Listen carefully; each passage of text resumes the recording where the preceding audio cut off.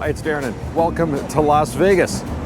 Charlie couldn't make the trip, so you get walking with Darren this morning. So I'm up early, I got my coffee, I'm strolling past the Bellagio. And what am I doing here? Well, this week is the Forbes Top Advisors Summit, and last year Forbes brought their ranking system to Canada, and I was fortunate enough to be rated in the top 150 advisors in Canada, so they invited me to the conference. I always find it funny that these investment conferences, for some reason, they always like holding them in Las Vegas, like we don't have enough casinos. Anyway, so this is actually, I think, a really good time to be here because of the speaker lineup is remarkable. Today, before the conference starts, I'm having lunch with Richard Bernstein, who runs his own firm. I met him several years ago, and he used to be the chief investment strategist for Merrill Lynch, so he should have some very interesting insights. We have, as I say, a range of speakers. Tonight, Mike Pompeo is speaking, former U.S. Secretary of State. I think his ideas around what's going on in the middle in Europe might be quite interesting. We've got a variety of legendary investment people. We've got Bill Miller, who's one of the world's greatest value investors. Look him up, you'll find his track record remarkable.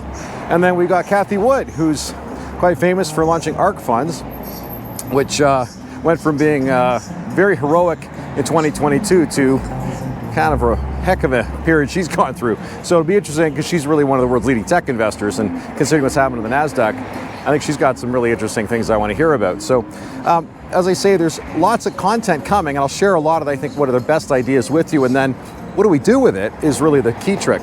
So before I get into all that, I was reading an article the other day, and I thought this has a lot of application to what we're experiencing now, and it was about the difference between transition and change. Now, I know those words sound almost the same, but they're not. And what the guy was talking about in the article was change is an external factor. It's something that happens to us, and we don't have any control over it. And we have obviously lots of change happening now with respect to international factors, interest rates, economy, things that we really can't do anything, let alone the pandemic and what we went through for the last 2 years. But transition is something that's very much within our control. That's an internal influence about how do we manage change? How do we process that change? What do we do with it?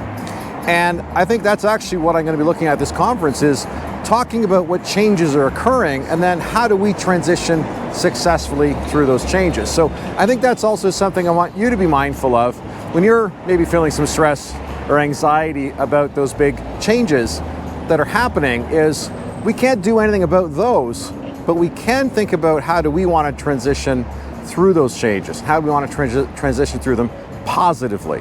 So with that, I'll keep going with my coffee. I'll put my suit on in a little while, go to the conference, and I'll bring you some updates as we go. Thanks a lot, enjoy your day, and I'm just going to cruise to the music.